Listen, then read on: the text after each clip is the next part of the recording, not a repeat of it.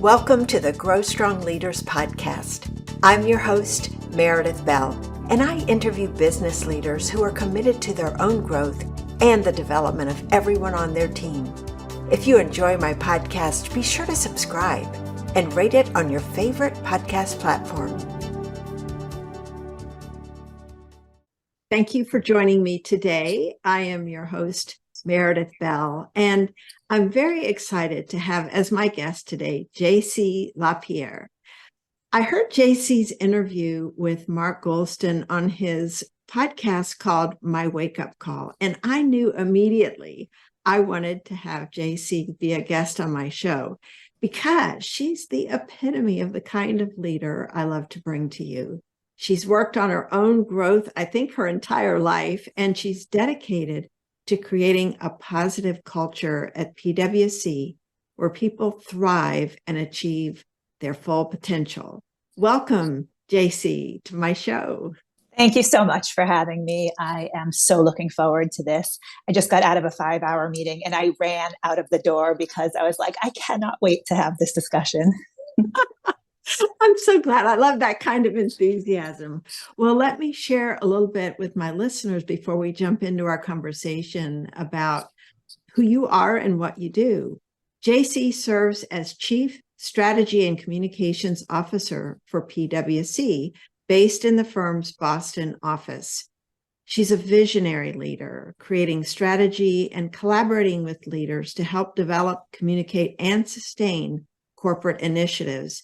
JC helped launch PwC's Trust Leadership Institute, and we'll be talking about that today.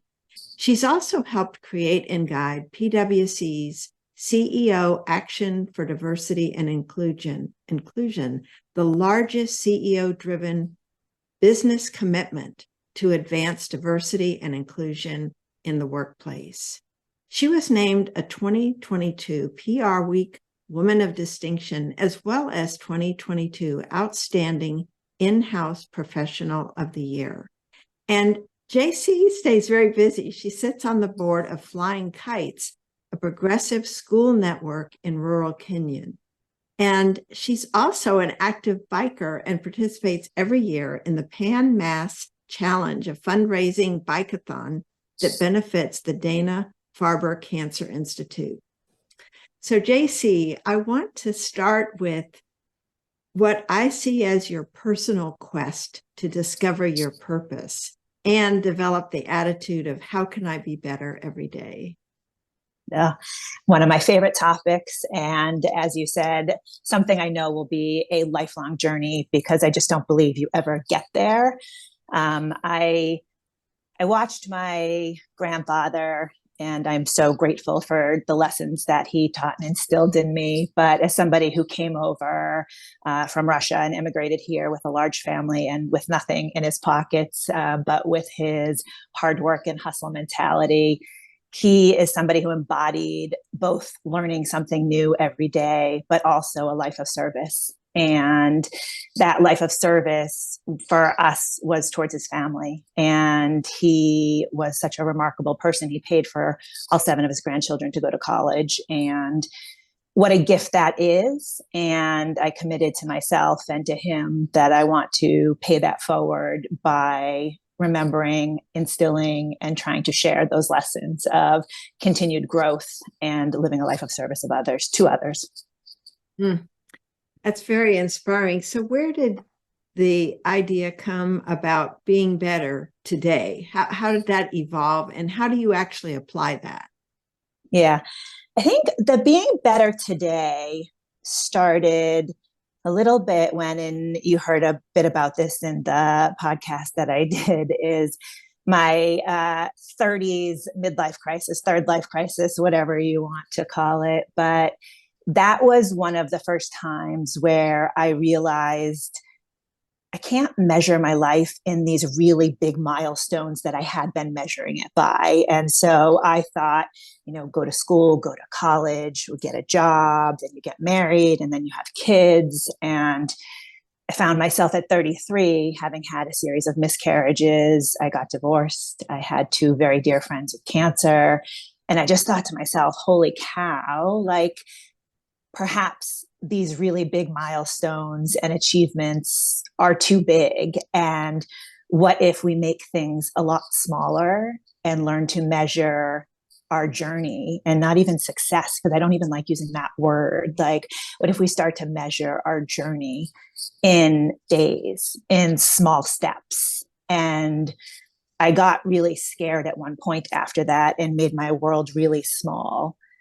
But then I realized I really like to live and I really want to do cool things. So let's just take one step at a time, and let's just focus each day, each week, each month. How can I just be a little bit better each day? And by the way, some days I put my head on my pillow and I'm like, that wasn't that great a day. So let's just call it and try again tomorrow. Well, that's being human, right? Yeah, All totally. that. But it was interesting just thinking about the conscious decision you make, starting your day to look for ways how to be better. And then at the end of the day, reflecting. Is that like a daily process, how you start your day and end your day, thinking about It is. I actually haven't told many people this story, but I actually wake up every single day and I say the same thing in my head every single morning. This is a little bit embarrassing. I am a Dunkin' Donuts junkie. And there was a commercial with this guy, Dunkin' Donuts, where he said every morning it's time to make the donuts. And so I wake up every morning and in my head, I say, it is time to make the donuts. And for me, that means I'm going to work really hard. I'm going to try to do my best. But then I get to do it again tomorrow morning. Like, where we don't get it quite right. Like, you get to do it again, because his commercial was every morning. That's what happens. And so that's how I start every morning. And then at the end of the day, I put my head on my pillow and I say, do I think I earned my day? Because I want to be somebody that earns the day. And I have so much gratitude for getting a day. That's not something that you're promised. It's something that you have the opportunity to do. And then I say, what did I do well? And what can I learn? And how can I try to be better? What did I not like about myself and what I did or how I acted? And how can I incorporate that for going forward? And so I'm curious, thinking about those lessons that you learn each day, how does all of this impact your leadership? Because you've had a number of different leadership roles there in PwC, and I'm just curious how this consciousness about being better each day impacts how you see yourself and how you act as a leader. Yeah, it's a great question. And again, an evolving skill set of mine and how to be the best leader I can be. But a couple of things come to mind. One is allowing mistakes or allowing people to not be perfect. Like, this whole concept, I actually don't believe in the concept of, I don't think there's any such thing as perfect. I think that there's a concept of keep trying and keep trying to do better.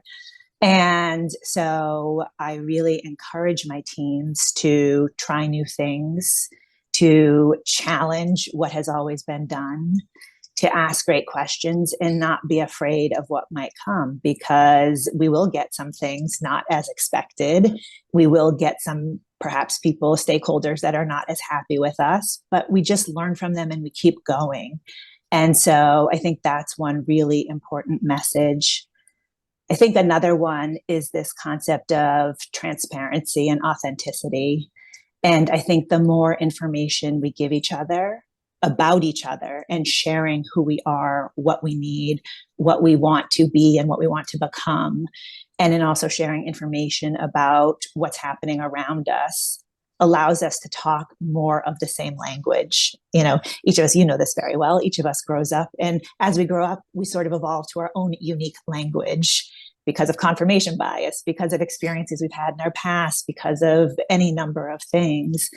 And the more that we share data points and the more that we share who we are, the more likely we are to be speaking the same language and to allow and help others to be successful.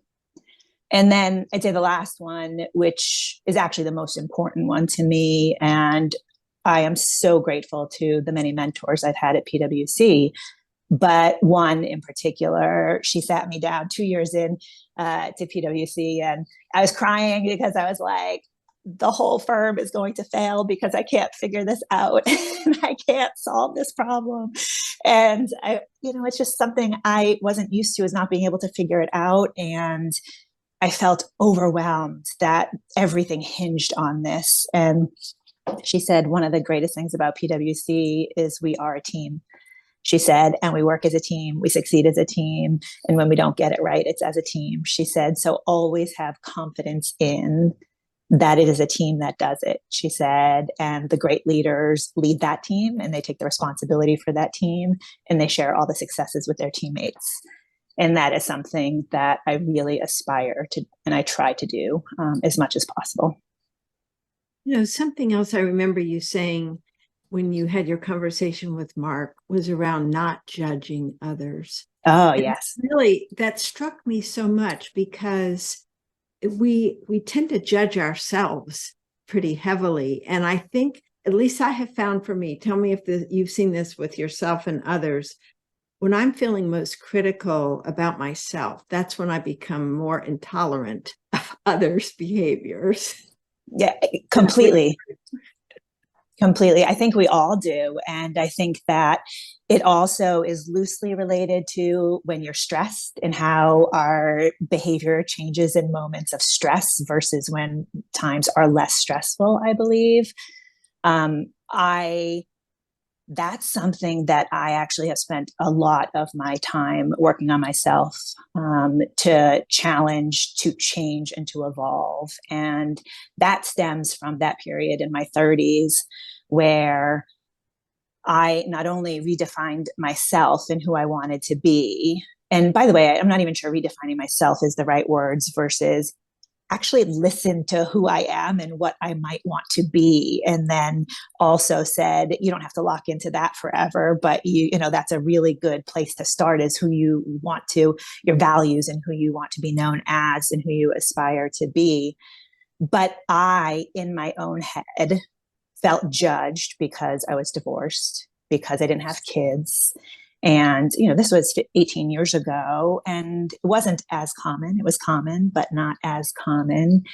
And I had to figure out how, in order to not judge myself as much, I released that same judgment of others in other categories, not just the ones that impacted me, but things that I might say, well, it's not how I live my life. So I might judge others in that way. And I don't want to be judged for not having kids. I don't want to be judged for being divorced.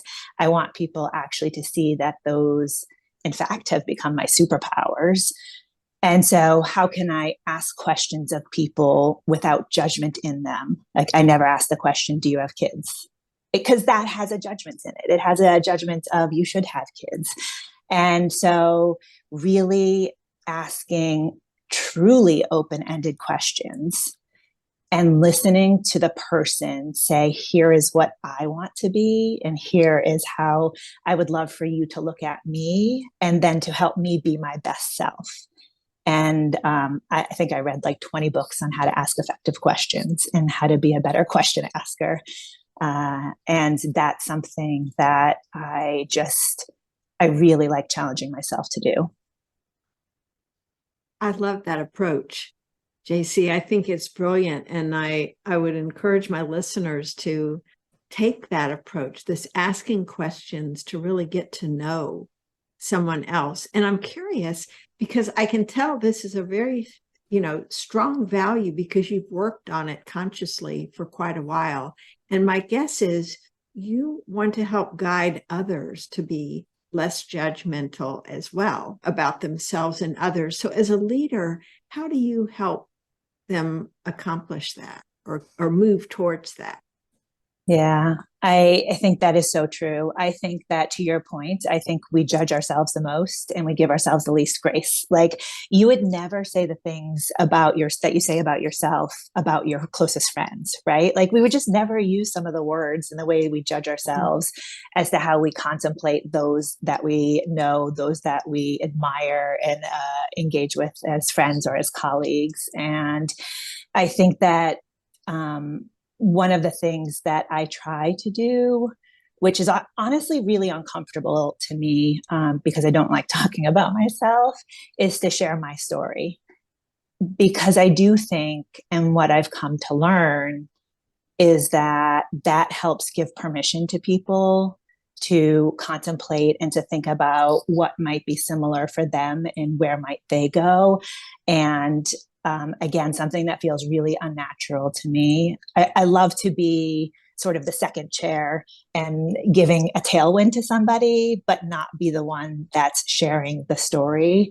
So something I've tried to do more is share with people how I got to where I am and why that's become so important to me, and to give myself grace. The other thing that I do, and where I try to help coach people, is about this whole concept of living intentionally.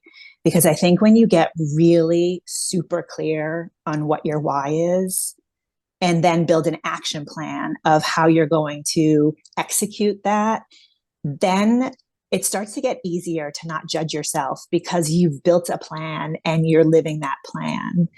And again, it's something that I do every New Year's. Like I buy a new journal every year. I love it. I go out and find one with like a cover that I love for that year.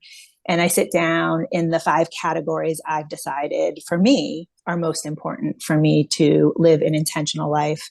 Not perfect, always learning, of course, but I think about my family, category 1, my friends, number 2. I think about my family, work, family, friends. 4th is myself, self-care. Like, what am I going to do to continue to improve myself, my mental health and well-being?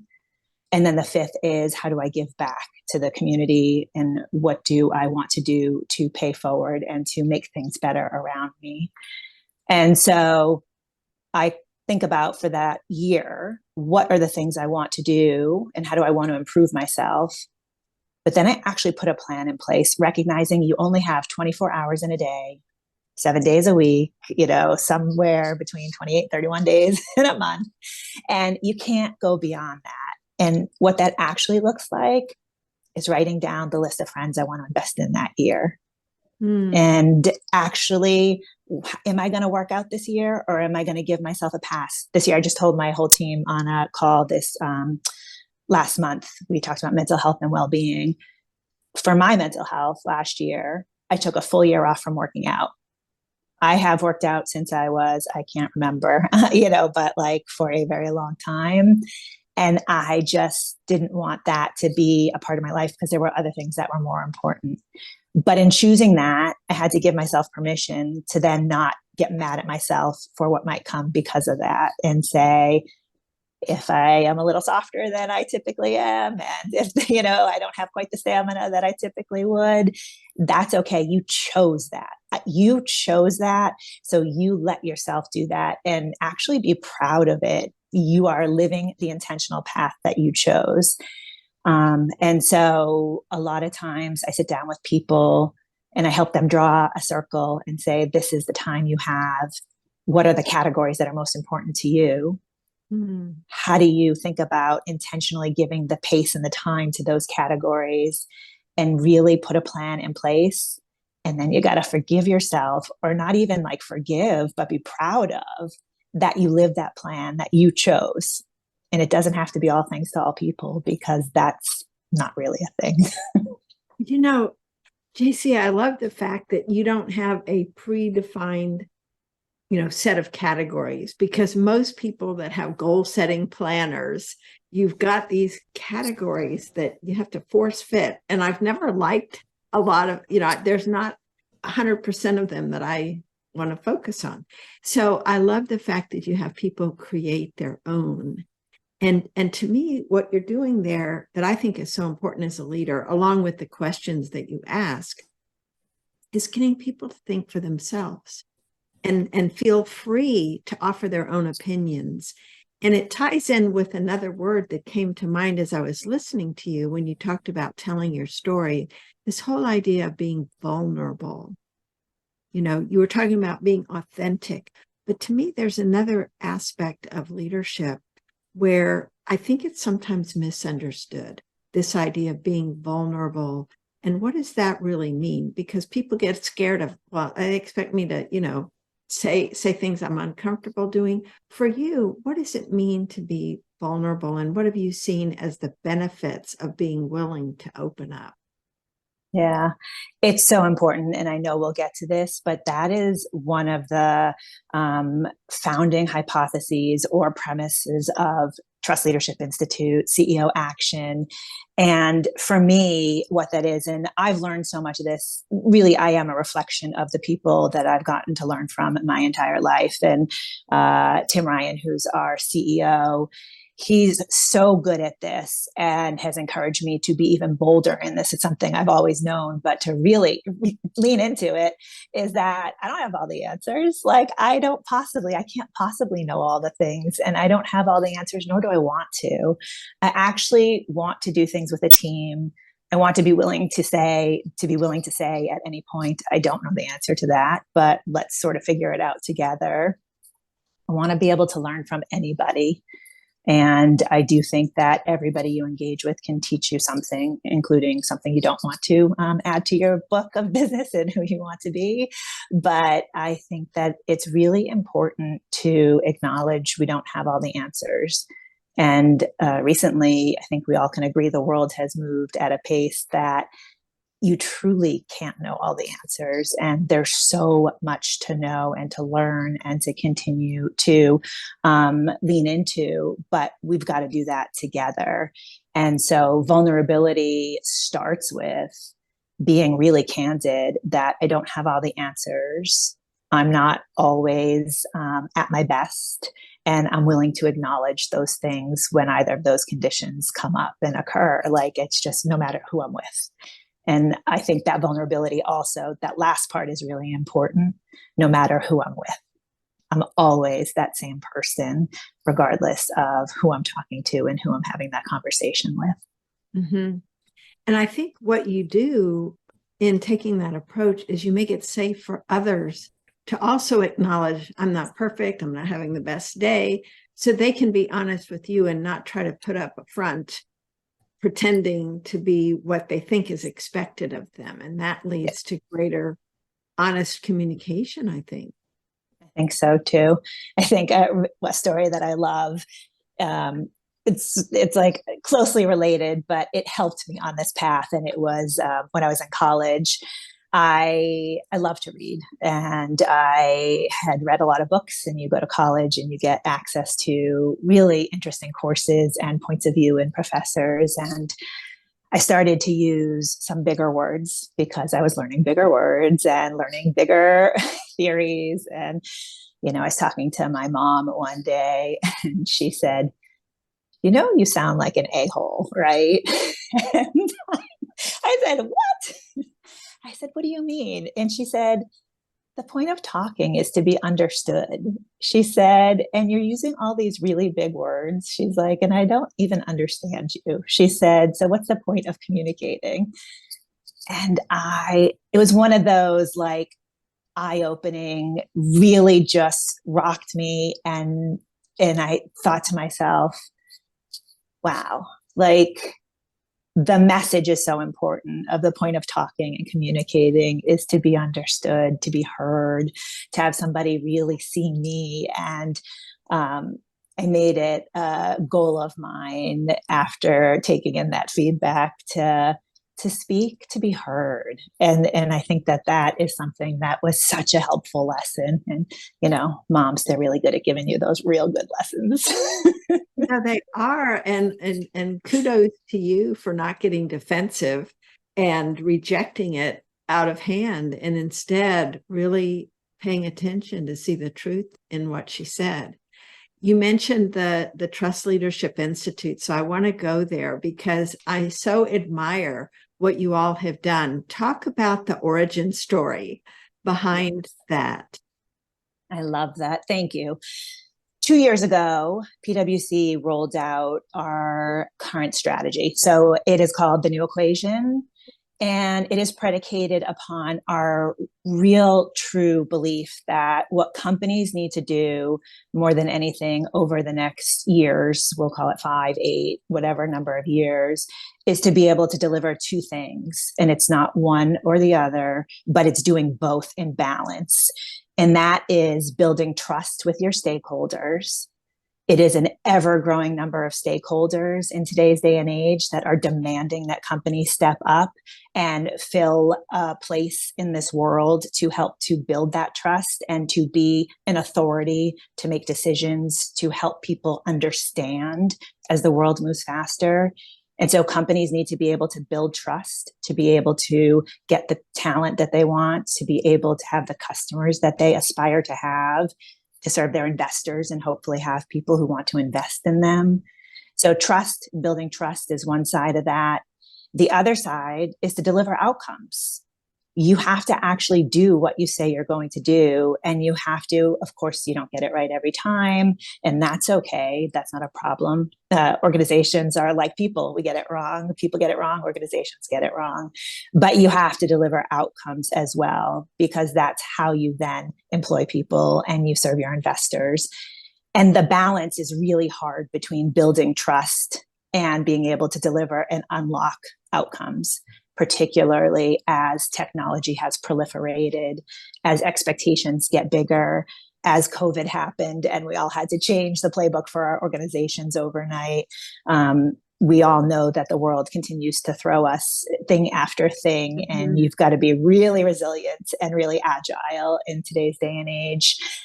And when we launch that strategy, we take really closely to heart our purpose, which is to build trust in society and solve important problems. And we don't want to just serve that strategy for our commercial purposes, because we also need to build trust with our stakeholders and we also need to deliver outcomes. And so we thought to ourselves, the world is turning so quickly.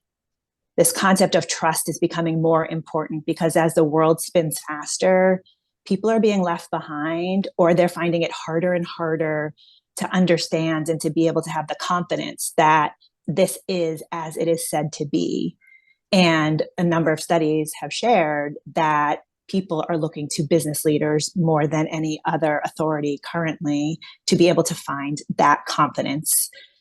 And so we said, all right, so for our part in this, let us build a platform where executives can come together, to your point, be vulnerable, because it is really hard right now for leaders to say, I don't know. But we've all had to throw out the playbooks that existed 10 years ago, 20 years ago, and we're writing them every day. And we said, let's build a place where we can bring some of our best thinking. We have unbelievable subject matter specialists in these areas that are moving so quickly that will determine if you are trusted. And let us bring together executives who are so smart, because we don't have all the answers either. Let's put them together with really expert facilitators who help to bring these groups together, give some content, and then bring these groups together. And the goal is to accelerate the ability for us all to build trust and to share that trust with all of the stakeholders, with our communities, with our regulators, with our investors, with all of the different groups, with our employees, all of the different groups that we serve. And so we come together, and one of the core parts of the program is our Trust Academy. It's 2.5 days. We talk about trust in technology. How do you know that the data and the technology you're using is responsible? How do you know it's doing what it's intended to do? Talk about cybersecurity, which is one of the most important things on companies and on boards' minds. And how do you build trust and make sure it's not that cyber events aren't going to happen, because they do happen to every company, but how do we manage them and how do we do our best to mitigate them? We talk about building trust with your employees. Like, how do you think about in this new day and age when employees want such different things from traditionally what they've wanted? How do you build that trust with your workforce? We talk about sustainability. What is the role that businesses have to play? And how can we help each other learn faster, accelerate our work faster, so that we can all go back? And one of the core tenets of the program is that this is for purposes of taking action. So it is really fast paced, but it is, what can I bring back to my organization and share with the other leaders in my organization? And what can we do tomorrow in that spirit of small steps that I love. If we all take some small steps each day, we'll move real far. And so we've had about 450 executives from 315 companies come through our Trust Academies. And it is really just inspiring to be there with so many really smart people who are deeply interested in helping to build trust. That's great. So what are you seeing and hearing from people who've attended when they go back? What are some of the outcomes that they're reporting to you that have made a difference? Yeah, I think one of the things that they take away is confidence.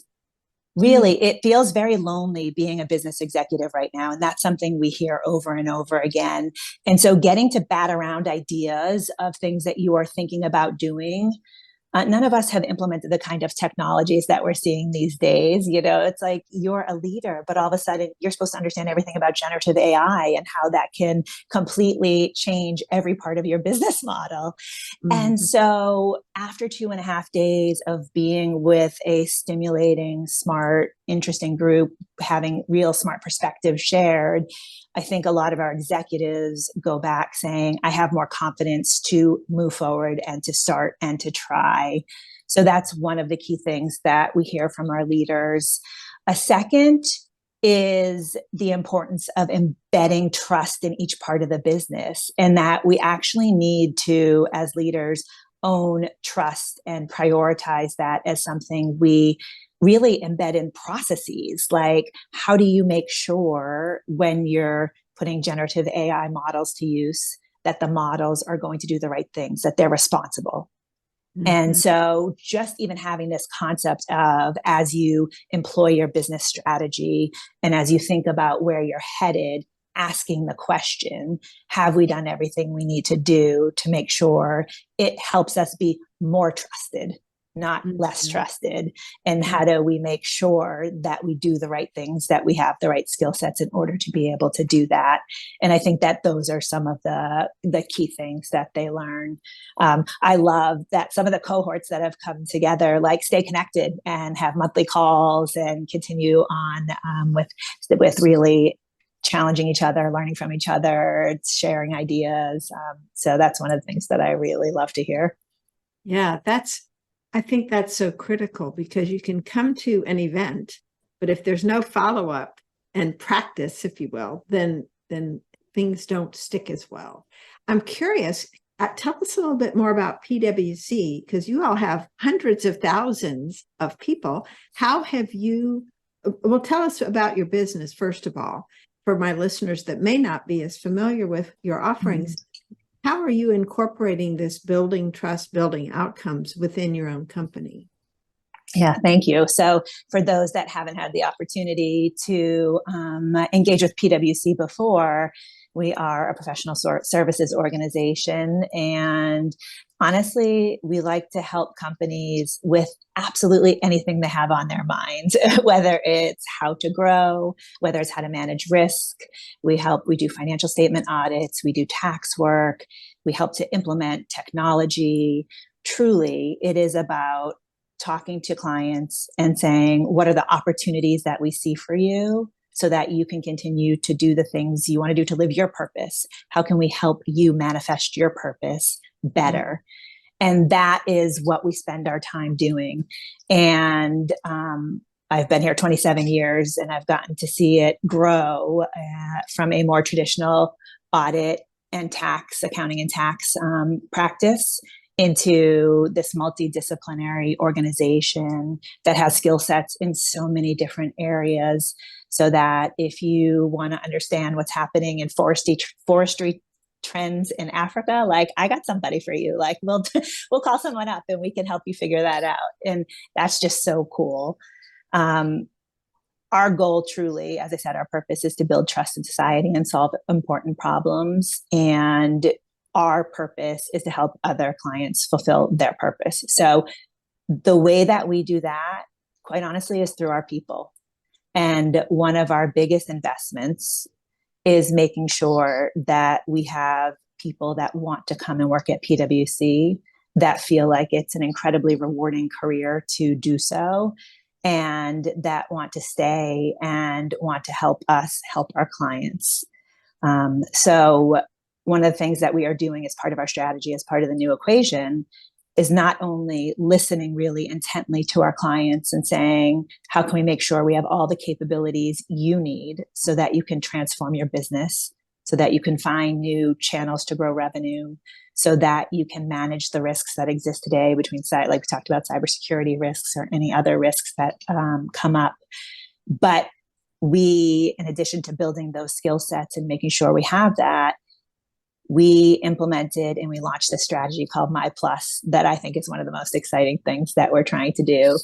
And it is our goal to honestly revolutionize the workforce and to come up with a new way to work where people can personalize their careers and help them to have more control, but feel as though there are boundless opportunities to customize and to personalize their career depending on where they are in their journey.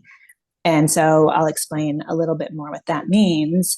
One of the core parts of My Plus is how we develop our people and our commitment to making sure that our people have the most relevant skills and business skills that are needed, not just for today, but for tomorrow. And what that looks like for us right now is we just this week launched a program where we're going to upskill 100% of our population in AI. It is a skill that we're all going to need. And how many people do you have, JC, just so my listeners can appreciate the kind of investment you're making? Yeah, 75,000 in the US. And for the US firm, but it is really exciting. I am actually super excited myself to go down that path because it's something that scares me. It's something that excites me about the opportunity for what it can do and how it can allow us to reimagine the way that we do our work and add even more value. But the getting there is a little intimidating. So what that means is that over the next year, we have a curriculum and a lot of the stuff we do together. We bring people together in offices and have some fun around it, like trivia across all of the US. And we have winners of people that win for all 75,000 people, get the most answers correct around different parts of AI. So each month we'll learn something different. We'll learn 1 month, how do you prompt AI so that you get the best output from it?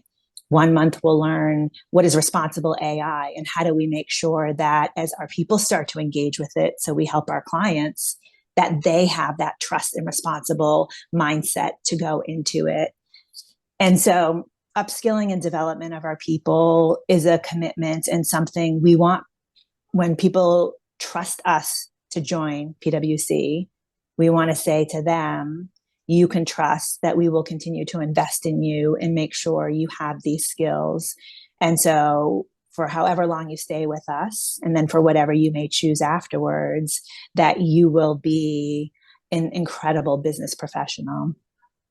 One of the other things that we're rolling out in November that I'm really excited about is called My Marketplace. And that is a tech-enabled platform where people can see the opportunities that are available across all of our firm. So I might be in financial statement audit right now, and I love what I'm doing. And I work in the retail sector. And so I do audits for these great retail companies. And in doing that, I know that the retail companies are working on climate transition. And I say, climate transition is pretty interesting. Maybe that's something I want to get more interested in. But I don't know how because we're such a big firm and we're spread over almost 80 offices. And I will be able to go into the marketplace and look up what opportunities exist. Who are people that specialize in this and what can I learn from them? Because everybody will have their profile in there. And then there will actually be jobs that I can raise my hand and say, hey, I'm interested. Would you consider me? And what's the learning that I need to do to invest in myself so that I would be somebody who is really good and has a chance at getting those opportunities when I raise my hand to do so? And so each of these steps and are core parts of My Plus. I talked about development, creating these opportunities. And the third part of it is really around having the benefits, mental health and well-being resources that you need for any point in time in your career. And we're really focused on listening to our people and saying, what is it that you need that will allow you to bring your best self to work so that you can, again, help our clients to create the value that we want to create for them. But it starts with each of us being, our best selves. And so one of the things that we do right now is 2 firm-wide shutdowns every year, where we shut down the entire firm for 2 full weeks, once around the 4th of July and once around the December to New Year's holidays. And that is what our people have said is really special to them, because in a client service world, to have everybody else in the firm take the time off, you truly get to disconnect. So we are still on our journey for this My Plus. We're pretty early on, but I'm really excited for what's still to come. And our people are responding really well. That's great. One of the other things I was thinking of that I was listening to you, I so admire what you all are doing with so many folks, to make it universally available for everyone. It's not for a select few. It's really looking at how can we serve all people. And I think that has to go a huge way in building that trust. That exactly. Looking to do. So I just want to applaud you for all of that. And one of the other things I know you have focused on that we haven't touched on yet is this whole idea of sponsorship and mentoring. And since you really, I think, have a passion around that, talk about some of the opportunities that you all have structured to allow for that within PwC. Yeah, it's such an important part of what we do. And it's designed similar to what I was just saying with My Plus, to have some ways in which everybody has someone to reach out to, and not just one person, but several people. But then we also create a lot of optionality and saying, here are different ways in which you can get additional sponsorship and think about it. But every person that comes to PwC is assigned both a coach and a relationship leader. And so those are 2 different people at 2 different levels. Your coach is likely to be a little closer to your level, your relationship leader a little bit further from that, but offering you more longer term guidance and career counseling. But for the harder situations, they're there for you. Whereas your coach can really help guide you along. Here's what I just experienced being where you were, and here's some advice that I might have for you. And so this concept of looking for mentors and looking for sponsors is embedded from day one, because it is something that we say you need to spend time with. We have regular checkpoints with. And in our performance cycle, we actually say, these are the junctures at which you check in with these folks and tell them what you want to do for the next year so they can help you get there. We'll also give you feedback on what we see in terms of what you need in order to continue to develop. But first, let's hear what do you want to develop, and how do you want to develop, and where do you want to go from here? A lot of people, most all of us at PwC, also then work on several projects. So you get the opportunity to see a whole bunch of different leaders on the projects that you work on. And we really encourage the informal mentorship and spending the time, go get a cup of coffee and go ask somebody to go to lunch, ask them for career advice, ask them to give you feedback on what they're seeing, so that you can continue to learn from everybody, but also pick a few that you want to ask to spend more time looking out for you, guiding you, advocating for you, challenging you. That's what you want from your sponsors and your mentors. And then we have a lot of different groups that people can get involved in, and whether it's volunteering and doing some of the more philanthropic activities in our communities, whether it's with a number of circles that we have with different people and affinity groups. There are so many different ways to get involved with others where you can find that sponsorship, advocacy, hopefully feel more comfortable sharing who you are and the things that you're passionate about, and rounding out your experience so that it's not just serving our clients, but also investing in each other, investing in our communities, and supporting each other in this ultimate team sport. You know, the underlying theme of all that is looking for ways to be of service.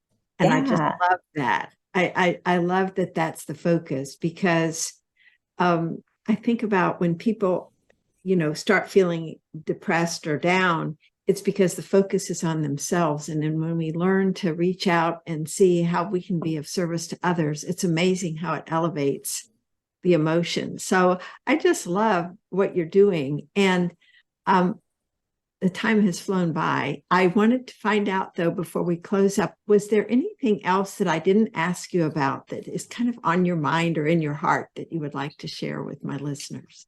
I had coffee. I had a coffee chat yesterday. I was in Chicago yesterday. I'm in Boston today, but anytime I go and visit an office, and I tend to travel most weeks to all of our different offices, I set up an in-person coffee chat with people on my team, and totally optional. But if you want to just come in and you want to just chat, and we all just share a little bit about ourselves. And we share yesterday, we said, please tell the rest of the group something you're really proud of that you did in the past year, because we just closed out one fiscal year. Something that you are excited about trying for the year ahead, and then anything that you're willing to share about yourself along the way. And what strikes me every time that I do this is that when you invite people to share those things, that pride builds upon pride, it builds upon, and momentum is such an important thing. And it's been a long few years for everybody. I know that everybody's mental health is stretched, and it is hard, and the world has been real hard. And what I hope for everybody, honestly, not just people that I get the privilege to work with here, but I hope for all of us to give ourselves the grace and not focus on the things that we did that weren't so good, but to be really proud of all that we're accomplishing in light of what the world has thrown at us over the last 3 years. Because sitting in that room with 30 people and listening to those accomplishments was like mind blowing. And the amount of positivity that we created in that room, just going around the room and sharing that, was really just awesome, honestly. And so what I try to share and what I hope we can all do for each other is give ourselves a little bit of grace, give each other a lot of kindness, and to really focus on what's good, because there is a lot of good. Oh, beautifully said. I love that. I just love that, because I think you're so right. When you focus on what they're proud of, what they're excited about, it releases those good chemicals in the brain. Totally. And it does build with the group. So thank you for sharing that. I just love that. And I think giving ourselves grace, as you said, and others, and just assuming the best in them. And I just admire the culture that you all are creating there at PwC, and your commitment to reach out to help other senior leaders in the same way with your Trust Leadership Institute. Just remarkable. So thank you, JC. I knew this would be a great conversation, and I look forward to seeing and hearing more great things that you're doing. So thank you so much for being with me today. Thank you so much. I really appreciate the time and having this opportunity. Thank you. Thanks for tuning into my podcast. Now head over to growstrongleaders.com and check out our 2 books, Connect with Your Team and Peer Coaching Made Simple. While you're there, download the free Facilitator Guide to find out how to implement our unique peer coaching system. Until next time, I'm Meredith Bell.